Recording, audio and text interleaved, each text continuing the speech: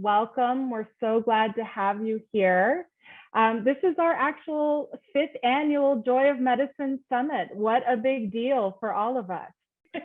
I'd like to introduce you all to Dr. John Chuck. He is the chair of our Joy of Medicine Advisory Committee. Dr. Chuck is the former regional chair of the Physician Health and Wellness for the Permanente Medical Group. Currently, he is really enjoying teaching medical students at California Northstate University College of Medicine. And for those that are not aware, he published a book this year called Pearls from the Practice of Life, a family physician's guide to help you struggle less and thrive more. And finally, Dr. Chuck is the founder and CEO of Serotonin Surge Charities. That's a nonprofit organization that raises money for safety net medical clinics and, of course, for SSVMS's Spirit program. We couldn't think of a better person to MC this wonderful event. So welcome, Dr. Chuck. It's up to you now. Well, welcome everybody from beautiful South Lake Tahoe. I'm up here for my annual boys poker weekend. We were watching the news closely during the big Calder fire, hoping that our rental house did not burn down, and sure enough, it didn't. And it's so funny, we arrived yesterday and I knew that I was moderating this summit. So I found a bedroom tucked away in the corner of the house with a desk. And I spent a half an hour this morning making sure the lighting was right and everything. And then we were checking in all the speakers at 8:15. And I discovered that my Wi-Fi signal was not good there. So over the past 10 minutes or so, I found a place at the poker table in the common space. So I'm coming to you from the poker table, and here's a chip, and here are some cards and stuff. Let's see, I came out kind of okay last night, maybe down just a little bit. Anyway, welcome everyone. As you know, the ongoing pandemic, it's just been the ultimate test of our medical community. It's been an exhausting year and a half, but you're still here, and so am I. And for that, we're all super grateful. This year's Joy of Medicine Summit is meant to help you find an escape and to help you process everything that you've experienced. The Joy of Medicine program is a unique effort that will not only help you with self-care, but more importantly, bring about systemic changes for all of us. I would like to take a moment to recognize the Joy of Medicine Advisory Committee, made up of leaders and physician wellness champions from local medical groups, as well as physicians in private practice. And I love the names on this list. Pre-pandemic, we met regularly at the SSVMS headquarters, and it was so fun. And our host there would also always provide a lovely meal, and the camaraderie and the connection is was just wonderful. But we continue to meet by Zoom, and we're all very committed to helping you with your personal wellness journey so that you in turn can be marvelous caregivers for your patients and our communities. Our advisory committee has collaborated on this unique program for the last 5 years. The Joy of Medicine program has made the Sacramento physician community stronger and more vibrant. And I thank you all for your dedication to the health and well-being of our colleagues. So big round of applause for members of the Joy of Medicine Advisory Committee. Also, please join me in thanking our sponsors for this event: the Physicians Foundation, Crumley and Associates, Maloof Law Group, First Citizens Bank, the Permanente Medical Group, Mercy Medical Group, Sutter Medical Group, Sutter Independent Physicians, Woodland Clinic Medical Group, UC Davis Health, NorCal Mutual, the Placer Nevada County Medical Society, and the Cooperative of American Physicians. Big round of applause for our sponsors. Thank you very much. Okay, a bit of housekeeping before we start. There are a couple of breaks worked into the agenda today. If you have a question during the presentation, please submit it in the chat, and I will be checking the chat. I will be leading the Q&A sessions after each presentation. Also, throughout today's sessions, we will have a few raffles for $50 Amazon gift cards, and you are all entered to win in the raffle. Also, today's hour-long presentations taking place at 9 a.m., 10 a.m., and 11 a.m.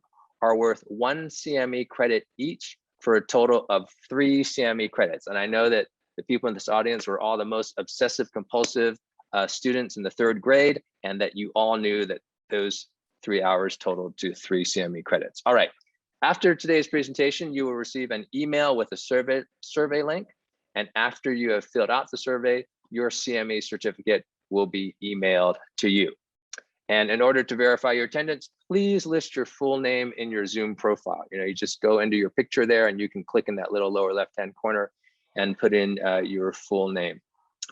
All right, we will start off today with a gratitude exercise, and then we will hear from medical student Alan Chen about magic in medicine. And after that, we will have a presentation from Dr. Rochelle Frank about the Ballant Group experience. Then at 10 a.m., Dr. Carolyn Giroux will speak about ACEs and our experiences as wounded healers. And finally, to bring it home, at 11 a.m., Dr. Amy Alfeld will lead us through a wellness workshop to increase our resilience during the COVID era. And finally, Dr. Andrew Hudnut will share his writings with us to close things out. During all of today's presentations, once again, feel free to submit questions to the speakers in the chat, and I will lead the Q&A sessions after each speaker. All right, so first, I would like to lead a gratitude exercise. So I want you to raise up your hands towards the sky and be grateful that for one more day, you have life and breath. It's a gift, and you won't have it forever, and your life goes by really fast.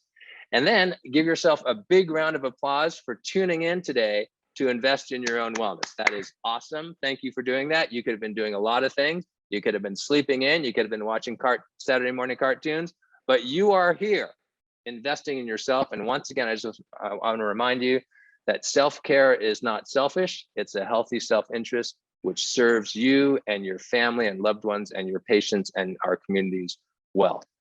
All right. So I would like you to take a moment here and gently close your eyes and pay attention to your breath.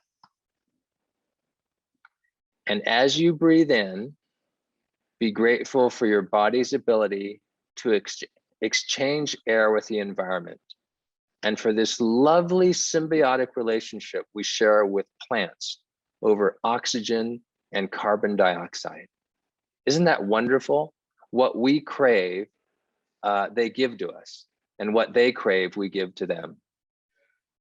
And as you exhale, be grateful that just as you routinely let go of your breath, you can also let go of those habits in life that no longer serve you well. Some of those habits that were maybe very adaptive to get you into medical school, but which are driving you crazy as a 42-year-old pediatrician.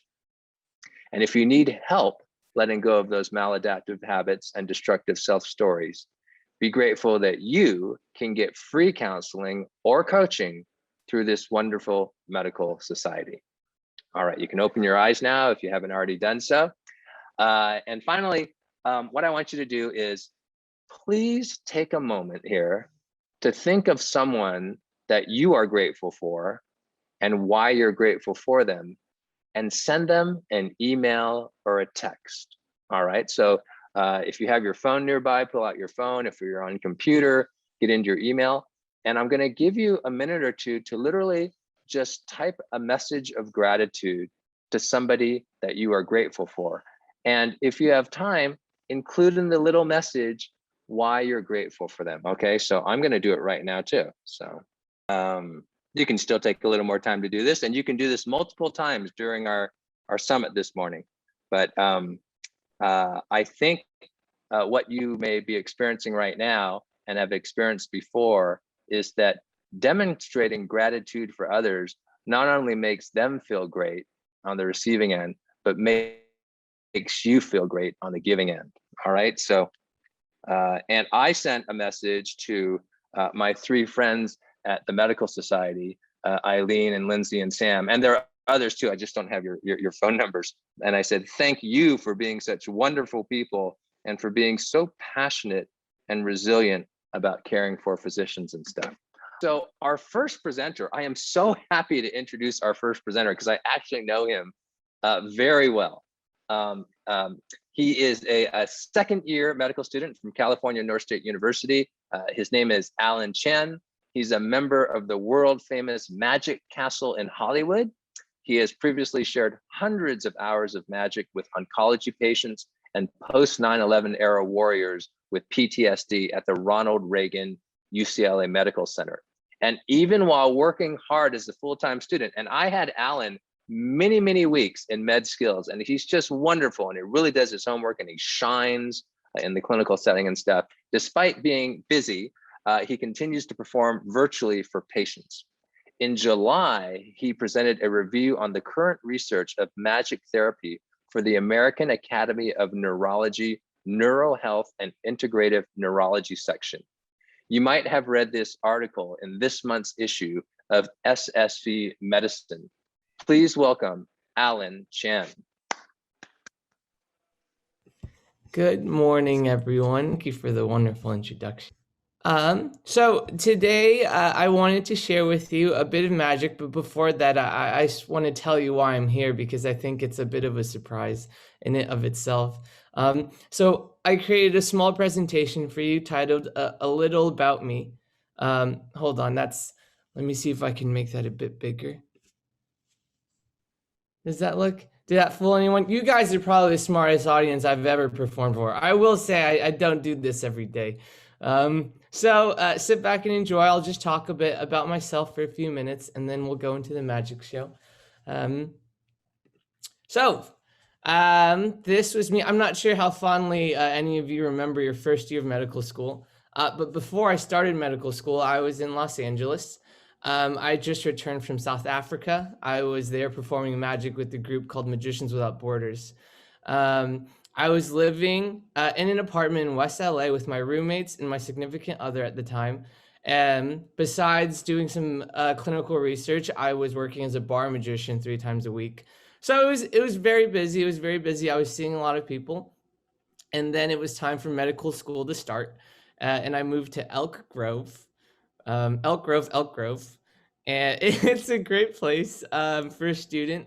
But there were challenges. A few of those challenges included COVID, so that made performing magic a lot more difficult and kind of pushing a transition towards virtual magic.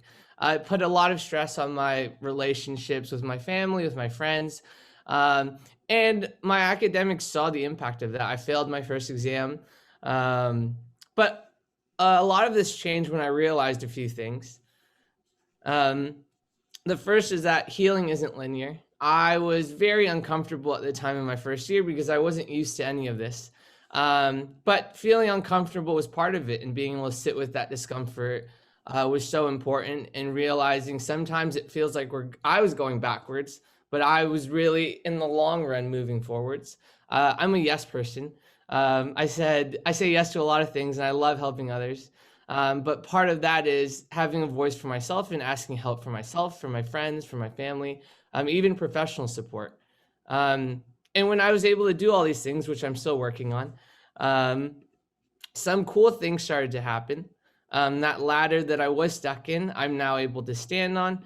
And at the end of last year, I actually found a community of people. One of my biggest hobbies is magic.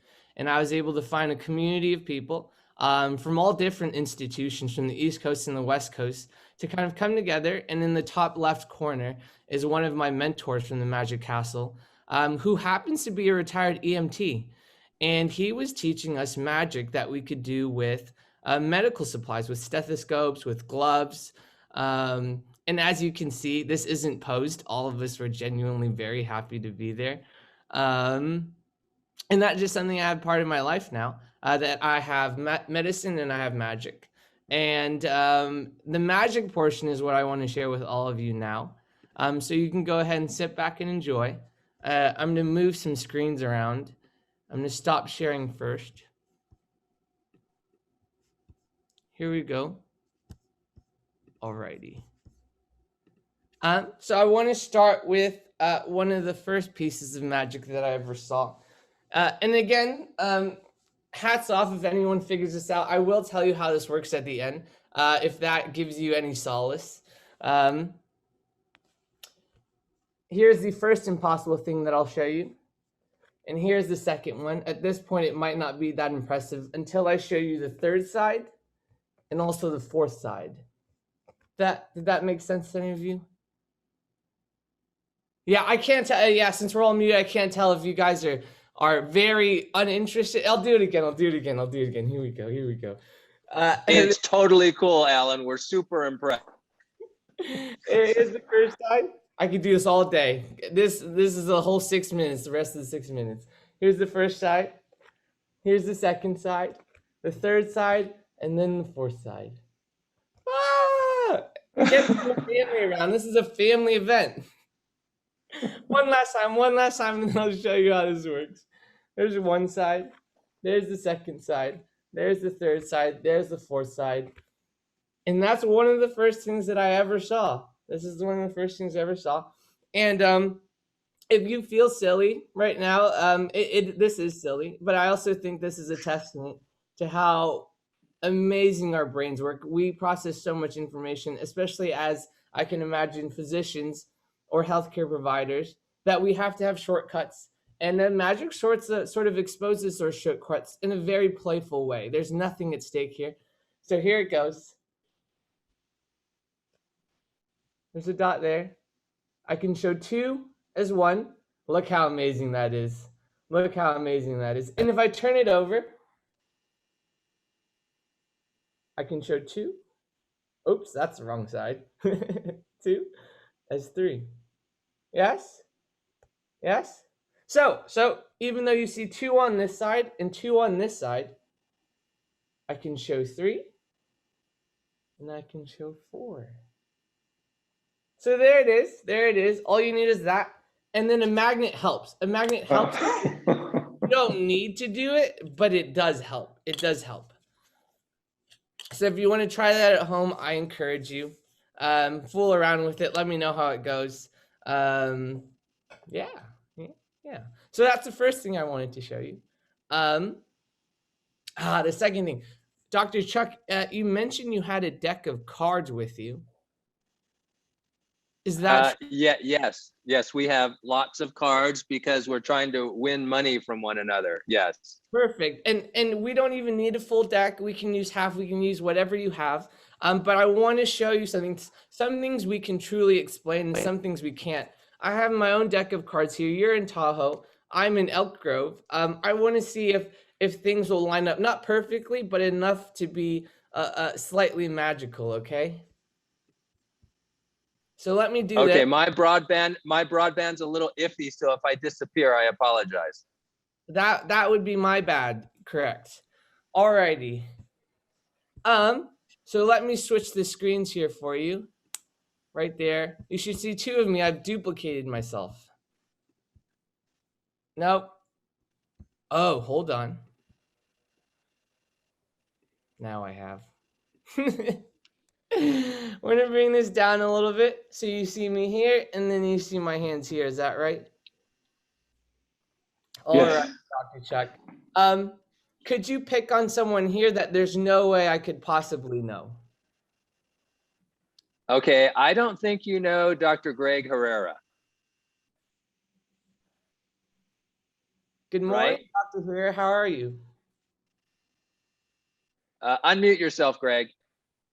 There you go. Thank you.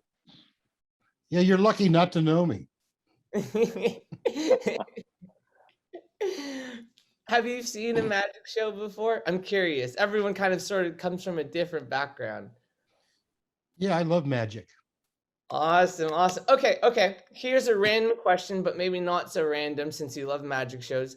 Do you happen to have a favorite number? And if you don't, come up with one up to 30, between 1 and 30. Got it.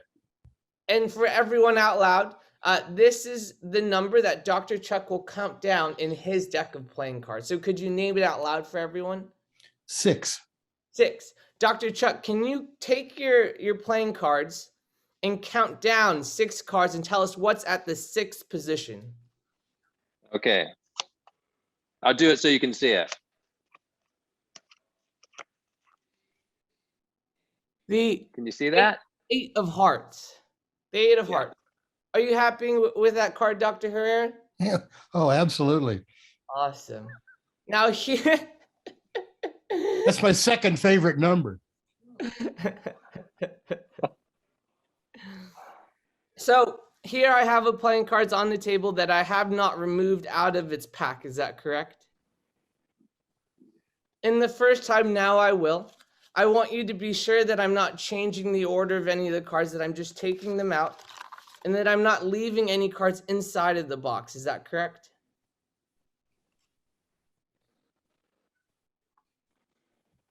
What was the number again? 6. 6. And what was the card? Card was 8. If this worked correctly, in the 6th spot of my deck that I haven't moved at all, that I have no idea what Dr. Chuck had in his hands, will be the 8 of hearts. Here we go. There's 1. There's 2. There's 3, 4, 5. This is the 6th card. The 8 of hearts. There you go, ladies and gentlemen. Great decision, Dr. Herrera. Yeah, That was impressive. that's not magic. That's Oh sorcery. my Sorcery. God. Not bad, everyone. Not bad, huh? Wow, Not sure is this how you're passing all your exams at Northstate, Alan? This is like magic, Matt. We try. All right, I have one last piece to share with you if we have time. Do we? Yes, there's always time for magic. All righty. Behind me, I have a little yellow luggage tag. It means nothing to us right now. Thank you, everyone in the comments. It means nothing to us right now, but I want us to plan a little vacation. We can't travel anywhere right now, so we're gonna have to pick a date for this vacation. Dr. Chuck, could you pick someone? Or maybe Dr. Herrera, if you want to pick someone from the audience. Yeah, let's pick Paul Reynolds. Dr. Reynolds, he's like, oh man. Dr. Reynolds, if you could go on vacation with any individual in the world, could be a celebrity, could be an animal. It could be an animal, in fact. Who would you pick? Be my wife. Your wife. And do you mind sharing your wife's name with us? No, Mary Jo. Mary Jo. And is she in the call today? She's down the hall. Okay, no worries. So we're gonna bring Mary with us on this vacation. Do you mind picking someone else? No. Another wife? No, someone else to help me with this. Sorry. Okay, how about Irina Corman? You surprised, you scared her. Hello. Good morning, Dr. Corman. Do you mind? Good morning. We're gonna travel with Dr. Reynolds' wife, Mary, but can you tell us a city in the world that you'd want to go? Paris. Beautiful. And pick one more person. Pass off the hot potato to one more person. Oh, that's gonna be my husband. Oh, I meant to make one more decision. So if you pick someone in the Zoom call, I'm sorry. From the audience, we'll take Dr. Frank. Hello, I know Dr. Frank very well. Hello. Good morning, Dr. Frank. Could you pick a date for us to travel to Paris? In fact, all of us are going. Dr. Chuck told me that he's paying for it. Oh yeah, the book royalties are killing me. I'm covering this for everybody. How about December 8th? December 8th. And what year on December 8th? This year, 2021. Ambitious. All right. Oh, sure. Let's do that. How would that work? Okay. No, we can figure that out. We'll figure that out. Now, as of now, before 5 minutes ago, that luggage tag meant nothing to us. But now it does. There's some information that we're gonna actually try to send to Mary if this is correct, and hopefully she'll be able to join us on a vacation. So with nothing in my hands, I'm gonna grab it for the first time. And I wanna show you both sides, all sides of it for you. It's stitched on either end, and for the first time, I'm gonna open it and we're gonna look inside. we should be going on vacation with Mary Jo in Paris somewhere around December 8th. Tell me what that looks like, Mary Jo. No, no, no. Yeah. Oh, no. I give up. Thank you very much, everyone. I'm so glad you joined me this morning. I hope it turned out to be okay. Let's have a huge round of applause for Alan. That was nothing short of magical, Alan. Just beautiful, wonderful. I can't believe you can do all this stuff. I think I read in the SSVMS article that you're considering a career in oncology. And I think that that is a field that is ripe for some magic, right? And I hope that you can bring some medical and spiritual magic to patients in the future. Anyway, thank you so much. That was wonderful. Thank you. Thank you.